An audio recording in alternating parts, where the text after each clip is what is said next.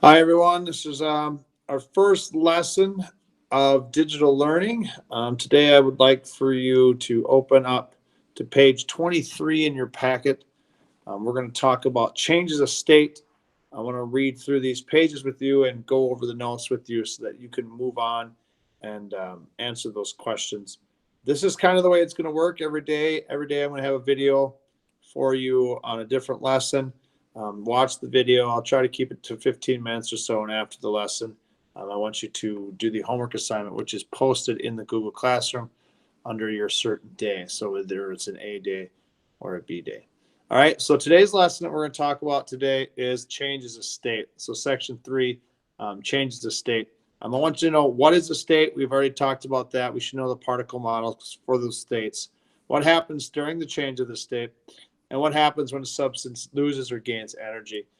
We've talked about a lot of these things in class, but I kind of want to dive into the text here and see what it says. So highlight and fill out the text along with me as I go along so that you can not miss anything. Okay, let's get started. It can be tricky to eat a frozen bar outside on a hot day. In minutes, the juice bar begins to melt. As it melts, the juice bar changes its state from a solid to a liquid. I want you to highlight this. A change of state happens when matter changes from one physical form to another. Okay. Well, remember a physical change, when we talk about physical changes, we can go from a liquid to a solid and a solid to a liquid or a liquid to a gas. Those are just physical changes. Those are not chemical changes. A change of state is always a physical change, just what I just got done talking about. Remember that in a physical change, the substance does not change into a new substance, right? There's no substance formed. So like ice forming into water, that's not forming a new substance. That's just a state of change, okay? That's just a change of state.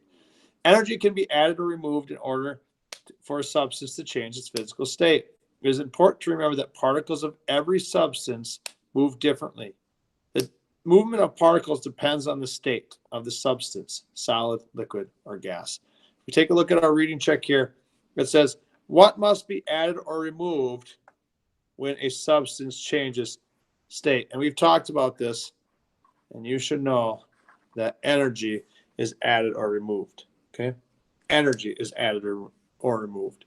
For example, particles in frozen water or ice only vibrate. The particles in liquid water move faster and have more energy than particles in ice. Okay, in liquid water, they have move faster and they have more energy. If you go back to our four squares, that's what we talked about. We talked about how there's more energy in a liquid than there is in a solid. To change ice into liquid water, energy must be added. To change liquid water into ice, energy must be removed. The figure below shows the changes of state that water can undergo. If you look at down here, take a look. What happens to water in a puddle before it forms droplets of liquid water in a cloud? It has to what? What does it do? So here we go. It goes right here. It's evaporating. Okay. It's evaporating. Okay. That liquid puddle is evaporating into a gaseous cloud. Okay. Let's go to the next page. Okay. We'll talk about what is melting. I think most of you know what melting is, but when energy is added to a solid, it can melt. Melting is the change of state from a solid to a liquid.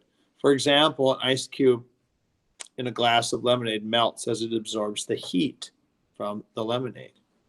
Melting point and energy. We talked about this a little bit in class.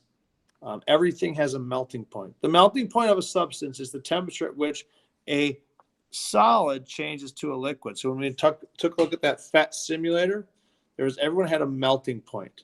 As the temperature of the solid became greater, its particles moved faster. When a certain temperature is reached, the solid will melt. The melting point of the substance is a physical property. It's a physical property. Remember, physical properties are things that we use to identify a substance. Okay, identify a substance. So what is the melting point of a substance? The melting point of a substance is when it changes from a solid to a liquid. Okay, from a solid to a liquid. Changes from a solid to a liquid. Melting point depends on the composition or the material that it makes up. For example, copper has a melting point of 420 degrees Celsius. Other substances may look like copper, but they may have different melting points. For a solid to melt, particles must absorb energy. The energy makes the particles move faster and have less attraction to each other. This allows the particles to move past each other. The solid melts and becomes a liquid. The next thing we're talking about is freezing point. Okay, freezing point would obviously be the opposite of melting point when we have a liquid changing into a solid.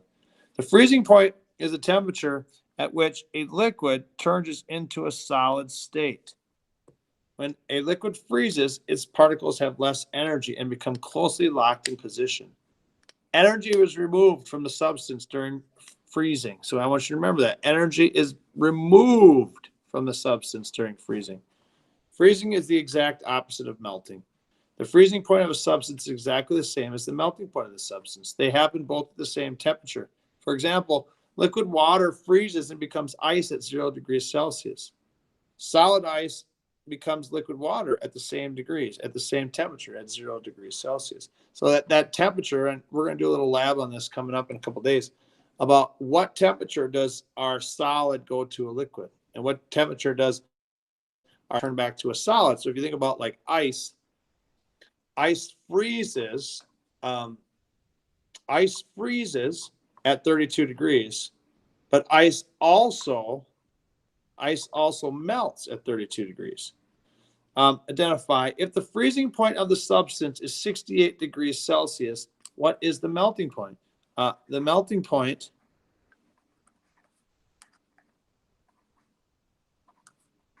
is also 68 degrees Celsius. That's degrees. I know it looks like 680. 68 degrees Celsius. So it's at the same point. They're at the same point. We'll talk about the last page here. When you get out of a swimming pool on a windy day, your body sometimes feels cold.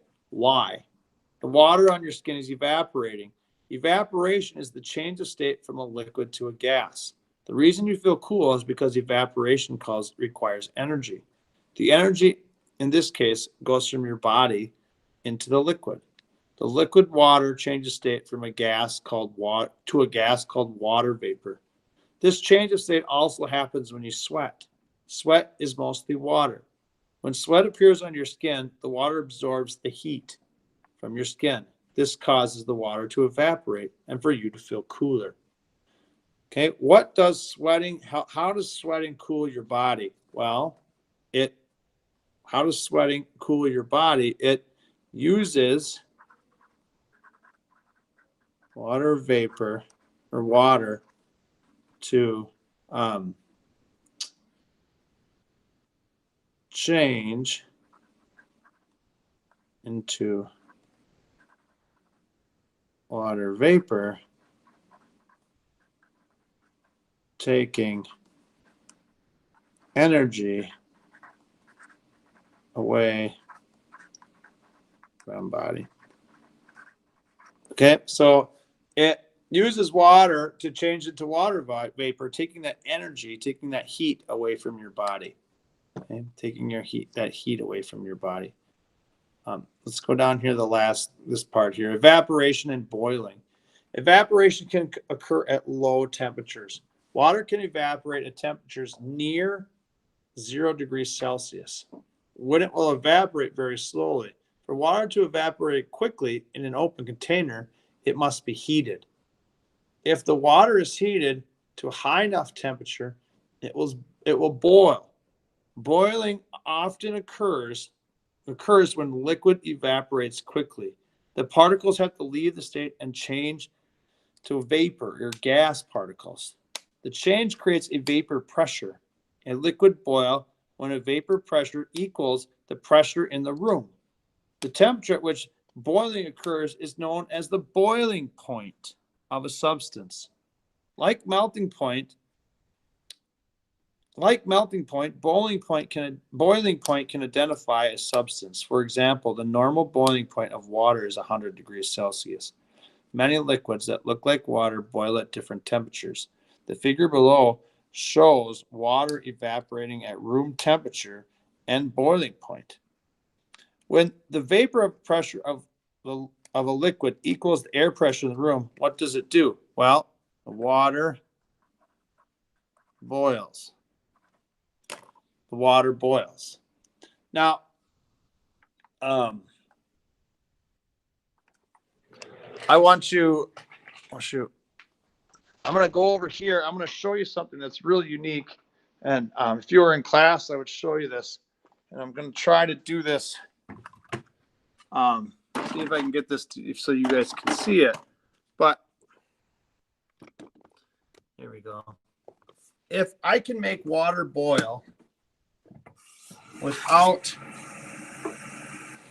actually heating it, okay, I can make water boil without actually heating it. And hopefully you guys will be able to see this. Because really, boiling point is the same thing as when the pressure on the outside meets the pressure on the inside. And before you guys left, see if you can see the syringe. If I cover this syringe, see if I can do this, and I pull it, you see how it starts to boil? See how that water is bubbling? Okay, it's not there. But when I change here, I'm trying to get this lined up here. When I do this, right, look at that. It starts to boil, it starts to bubble up. You see that? How those bubbles get put in there because of that pressure. Let's see if I do this a little bit better. See that pressure, that water, it gets that water to boil without adding heat.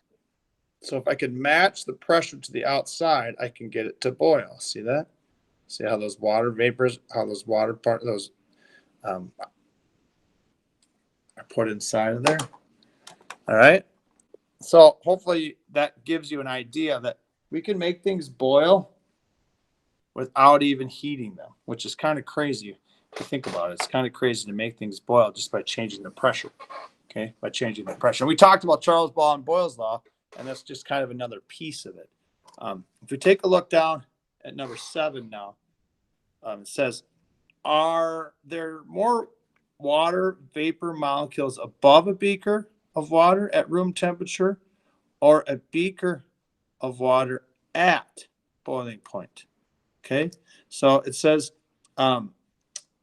it happens in a liquid at boiling point. Okay, the water molecules are, there's more water vapor molecules when it is boiling.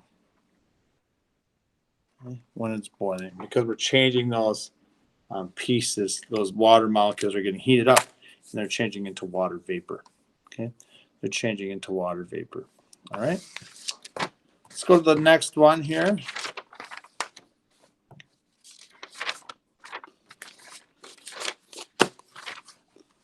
Process of condensation. On a hot day, we've talked about this in class, a glass of water might look like it's sweating.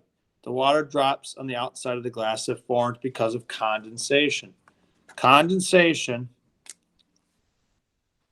is the change of state from a gas to a liquid. The water vapor in the air, sometimes humidity, hits the cool glass. The particles of the water vapor lose energy and change into a liquid state. Condensation happens when the gas is cooled. When the gas cools, the particles lose energy, move slower, and have a greater attraction to each other. The particles begin to clump together. Condensation and evaporation are the opposites of each other. When condensation happens, the particles of gas lose energy and move slowly. The evaporation occurs, the particles of a liquid gain energy and move faster. How does water from a lake become part of a cloud in the sky? Well, that is through evaporation. through evaporation. What process requires energy? Condensation or evaporation? So we need energy. So if you think about water, water needs energy to evaporate. Okay. Condensation, we take away the energy. The condensation point of a substance is the temperature at which the gas becomes a liquid. Under most conditions, the condensation point of a substance is the same temperature at the boiling point of the substance. Condensation can occur when a substance of a surface is below the condensation point of the gas. For example, water drops form a haze on a bathroom mirror when you take a shower. The water drops condense from the water vapor in the air. The mirror is at a temperature well below water's condensation rate of 100 degrees Celsius. Take a close look at the spider web in the figure below. Notice the beads of water that have formed on it. This happens because water vapor, a gas, has condensed to form a liquid. Okay, on number 11 here it says, as the day gets warmer, the water droplets on the spider web are no longer there. Why? Okay, why do they go away? Well, we know they evaporate. Okay, they evaporate. Okay. Once it gets hot, they evaporate. That will be gone. Okay, that'll be gone. All right. One last one here. One last one. Okay, the last piece is called sublimation, the process of sublimation. We looked at sublimation when we had our dry ice. Okay, when we go straight from a solid to a liquid, or excuse me, not to a liquid, solid to a gas. When we go straight from a solid to a gas. The electric company in your community sometimes hands out dry ice. There it is, dry ice, when storm knocks out power. Dry ice keeps groceries cold, but does not melt like ice. Dry ice can change directly from a solid state to a gas state. This is called sublimation. Okay, we go from a solid to a gas. And we did this in class, right? We played with that dry ice. Dry ice is a frozen carbon dioxide. Its temperature is negative 78.5 degrees Celsius or lower.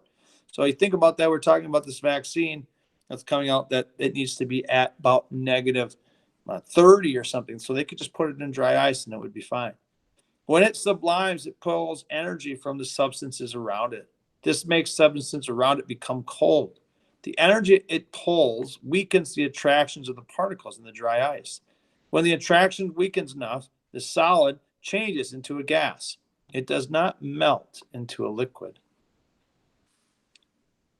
How are changes of temperature related?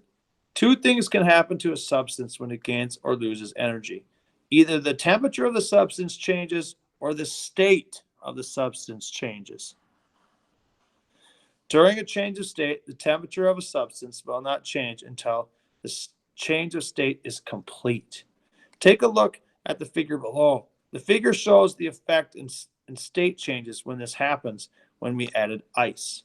Okay, we're going to do this lab in class, so I don't really want to talk a lot about this. We're going to come back to this in a couple days. Okay, I'm going to come back to this, and I'm actually going to do this lab and videotape it for you and kind of see what happens here.